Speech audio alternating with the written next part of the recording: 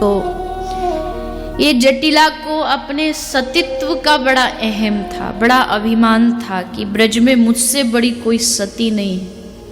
मैंने आज तक किसी पर पुरुष को आंख उठा के नहीं देखा। सतियों में अगर नाम गिना जाएगा तो सबसे पहले मेरा नाम आएगा।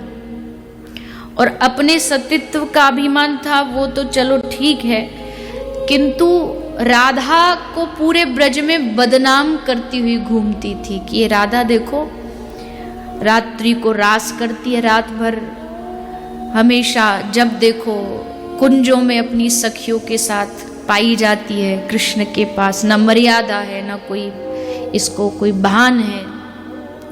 तो पूरे ब्रज में इसने श्री राधा रानी को बदनाम कर रखा था। सबको यही जा करके कहती थी, नाचती रहती है, घूमती रहती है, राम राम राम राम। कैसी कैसी शिक्षा दी है इसके माँ बाप ने इसे। अपनी बहू को समझाती थी इस राधा से दूर रहना, इसके संग में रहेगी तो तेरा पूरा सब नष्ट हो जाएगा, सतीत्व, दूर रहना इससे। तो ब्रज में ये हल्ला मच गया, गांव में पूरे खबर पहुंच गई। धीरे धीरे ये बात श्री जी की जो मैया है कीर्ति मैया के पास पहुंची। तो कीर्ति मैया को थोड़ा लगा, तो कीर्ति मैया ने श्री राधा को मना कर दिया, राधा आज के बाद तू बाहर नहीं जाएगी, कुंज में नहीं जाएगी सखियों के साथ। जैसे श्री जी ने सुना तो अब वो विकल हो गई कि अब कैसे मिलन होगा, कैसे श्याम सुंदर का दर्शन होगा। एकदम हृदय विकलित हो गया। ललिता समझा रही है कोई बात नहीं कुछ करेंगे, पर श्री जी सोच ही नहीं पा रही कि मैं जीवित कैसे रहूंगी अगर श्याम सुंदर का मुखमंडल नहीं देखा। कृष्ण मेरे प्राण हैं। तो ललिता बोली मैं अभी कुछ उपाय सोचती हूँ, सुनो तो, रुको, धैर्य रखो। तब धैर्य एकदम नहीं रहता था लाडली जी का, तो इनकी सखियां जैसे तैसे संभालती थी। सब सखियां साथ रहती थी, पता नहीं कब विरह में उन्माद में आके यमुना में कूद जाए, कोई भरोसा नहीं इसका। सब सखियां पकड़ के रखती थी श्री जी को। तो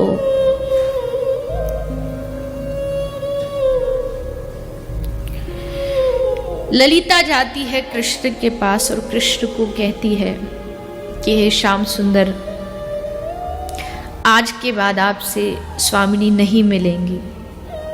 क्यों नहीं मिलेंगी? कारण बताया कि उनकी मैया ने मना किया है, क्योंकि जटिला ने पूरे गांव में हल्ला मचा दिया है कि राधा का चरित्र ठीक नहीं है। कृष्ण सुन के हंस पड़े।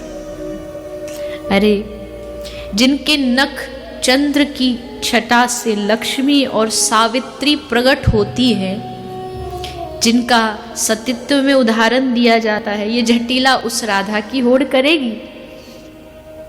सतीत्व में मेरी प्रिया जी को बदनाम करेगी?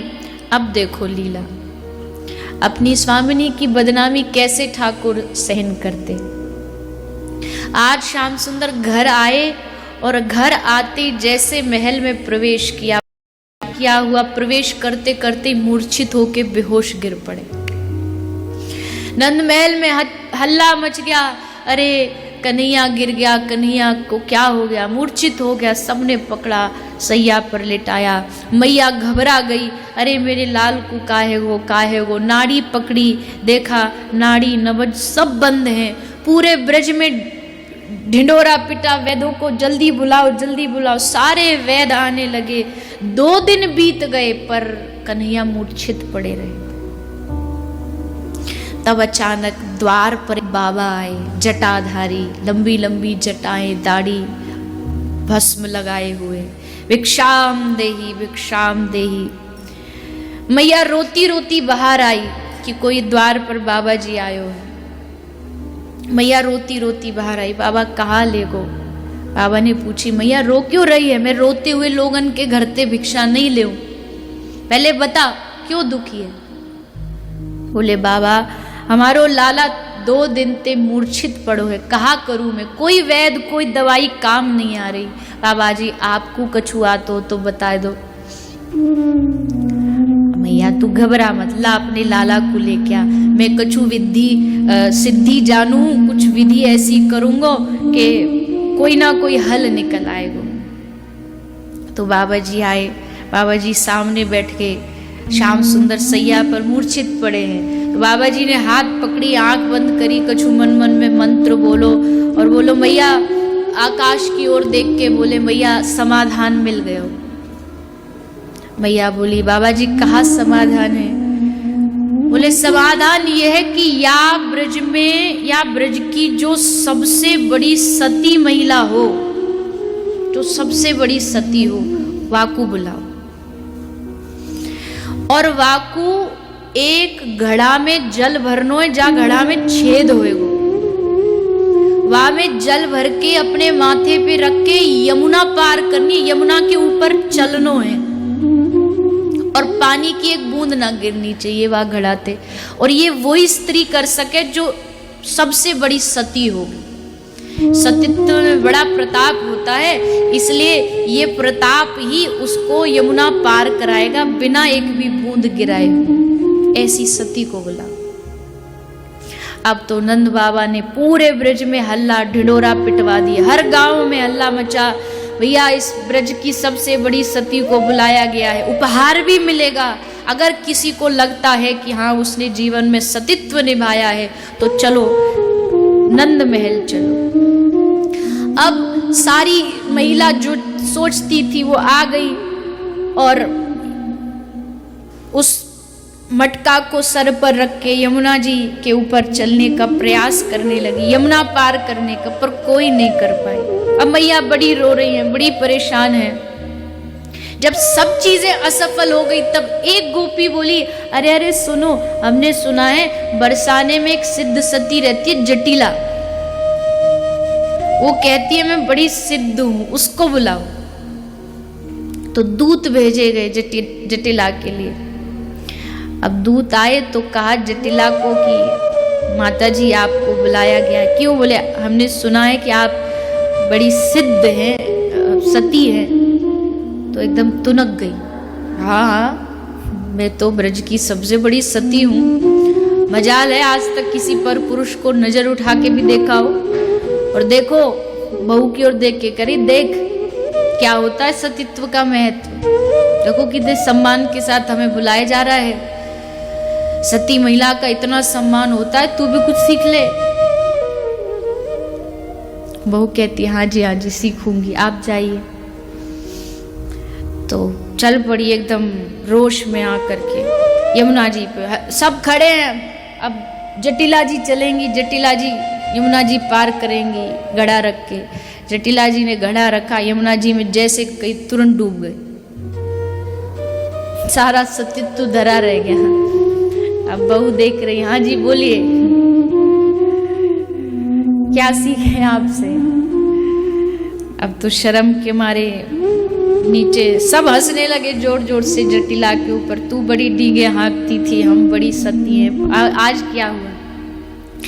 अब मैया तो परेशान, मैया का तो जो समाधान वो हुआ नहीं।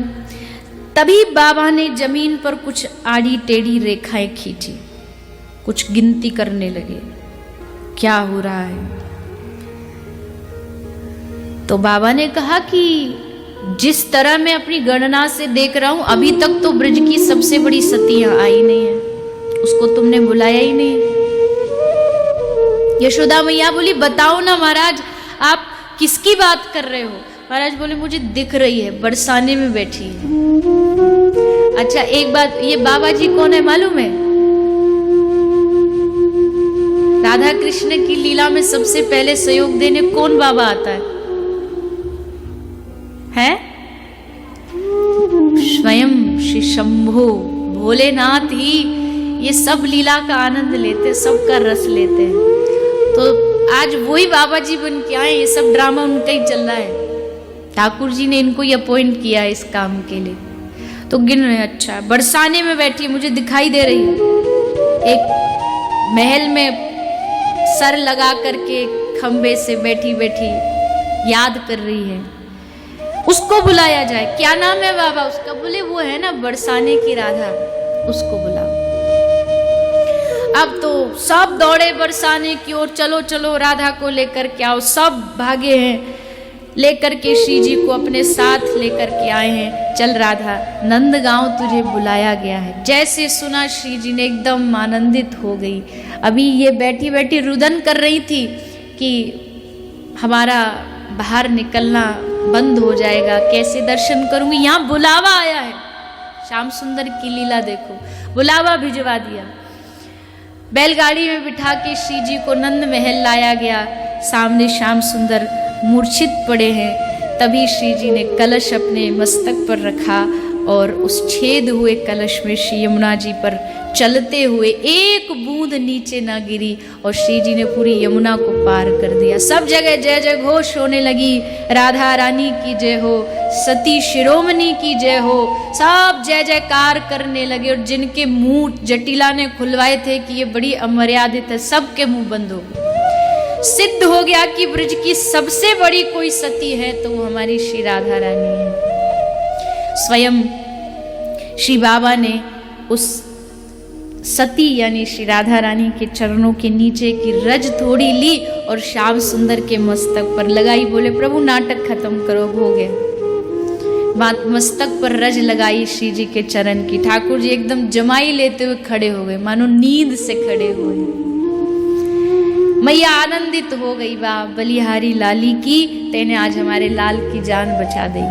सब ने थोड़ी थोड़ी रज श्री जी के चरणों की लेके अपने अपने मस्तक पर लगाई। बाबा भोलेनाथ ने भी वो चरण अपने माथे पर लगाई और श्री राधा रानी का आशीर्वाद प्राप्त किया।